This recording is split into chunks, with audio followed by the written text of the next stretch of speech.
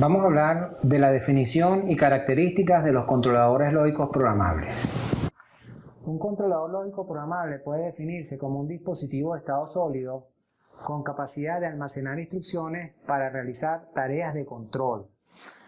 También se puede ver como un computador industrial con capacidad de realizar control de sistemas secuenciales, entendiendo por sistemas secuenciales aquellos cuya naturaleza fundamental tiene características digitales.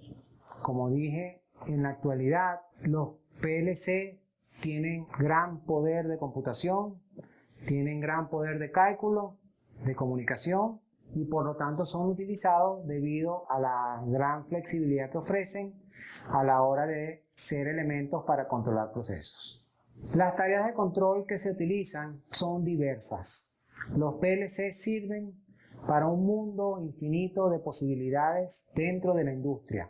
Más del 90% de los sistemas secuenciales de las plantas utilizan sistemas basados en PLC para ser controlados. La característica que define este gran uso es su robustez, la capacidad de aguantar ambientes industriales, condiciones extremas, su capacidad de crecer y su capacidad de adaptarse, de ser programado y de tener funciones de diagnóstico. Y la otra es su gran versatilidad con respecto a su programación y a su uso. Esos dos elementos lo han hecho un componente exitoso y casi imprescindible en el área de la automatización.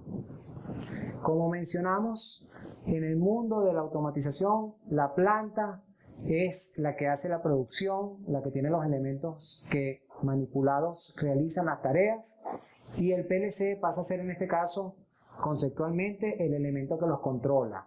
Recibe señales del proceso y envía señales al proceso de forma de actuar en función de un determinado funcionamiento programado por las personas que se encargan de la puesta a cabo del desarrollo de automatización.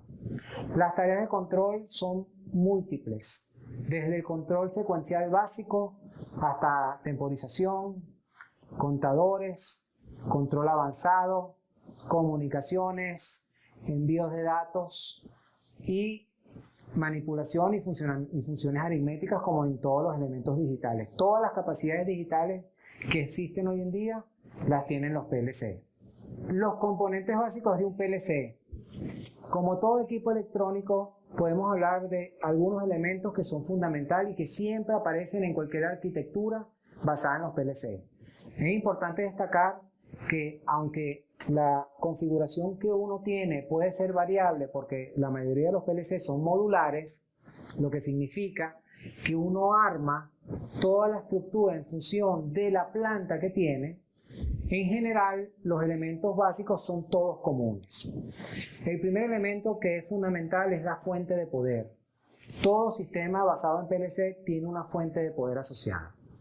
Pero a diferencia de otros sistemas, la fuente de poder de un PLC no solamente suministra energía para el CPU y para las tarjetas, sino que también es un elemento de monitoreo de la red.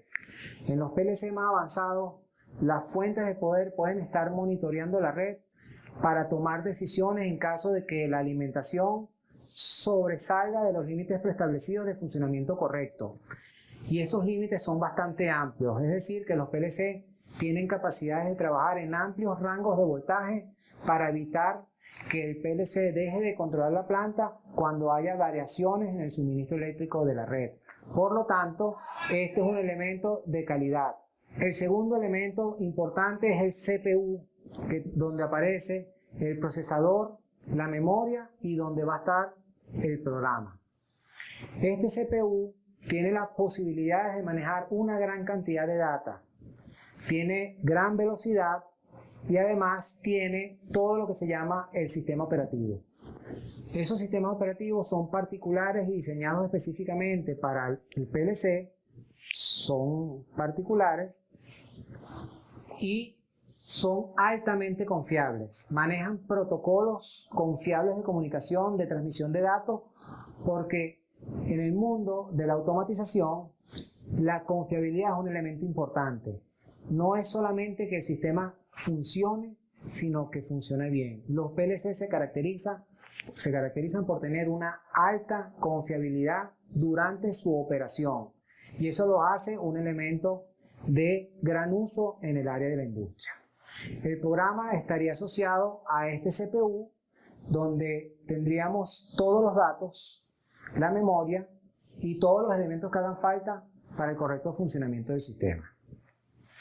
El tercer componente que tienen los PLC y que es muy importante es su conexión con el mundo, es decir, las tarjetas de entrada y salida, los módulos de entrada y salida. ¿Por qué son importantes? Por varias razones. Una, por el volumen que representan. Un CPU es capaz de manejar muchas entradas y salidas. Otra, por el esfuerzo que hay para poder tener bien especificada esos modos de entrada y salida, que son muchos, de diferentes tipos, de diferentes potencias, de diferentes señales. Por lo tanto, detrás de la adquisición, que es costosa, de las entradas y la salida, hay un gran trabajo de ingeniería, un gran trabajo de manejo de información para que eso sea correcto. Y cuando uno generalmente habla de los PLC, uno se preocupa más por las entradas y las salidas que por el resto de los componentes. Aunque ninguno deja de ser importante, las entradas y las salidas representan el componente más complejo dentro de la estructura, tanto por su costo como por la cantidad de trabajo que representan en un momento dado. La memoria de los PLC es una memoria que tiene características particulares porque los PLC, como yo dije, tienen que ser a prueba de muchas cosas, inclusive a prueba de fallas eléctricas y a prueba de elementos ambientales que no son generalmente los elementos ambientales que soportan otros equipos electrónicos. Vibraciones, altas interferencias electromagnéticas, humedad y condiciones que no son las mejores para un equipo electrónico son soportadas por los PLC debido a que en su fabricación son tomadas en cuenta. Inclusive su ventilación, la colocación de sus componentes y la disposición de sus elementos internos es particular para que haya un correcto funcionamiento y no haya acumulación de elementos sobre los equipos. Existen algunas normas que se podrían estudiar para la correcta colocación de los PLC en las plantas y de eso se puede trabajar con respecto a algunas normas. La memoria de los PLC es muy importante conocerla porque es a raíz de la memoria que uno define cuál es la máxima capacidad del equipo. Los equipos están limitados por sus máximos, es decir, dentro de una cantidad de equipos, marcas, series y modelos, lo que define la selección de uno de ellos es simplemente su máxima capacidad. Esa máxima capacidad tiene que estar asociada a lo que nos interesa y a lo que nos sirve en la industria, en nuestro proceso, en nuestra planta, en nuestra capacidad, en nuestro desempeño y en lo que estamos haciendo. Por eso es que es muy importante tener claro lo que significa la capacidad de memoria del PLC.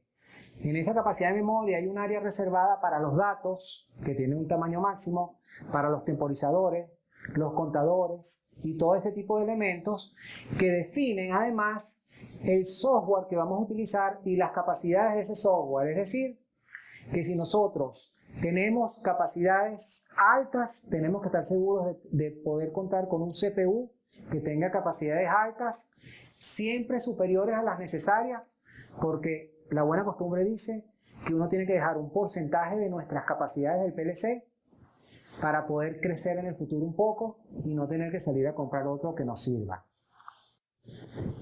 Ya hablamos de aspectos sobre la programación y sobre la arquitectura, pero la gran pregunta es cómo funciona un PLC para que sea tan robusto como hemos dicho y para que pueda poder controlar grandes procesos de manera simultánea.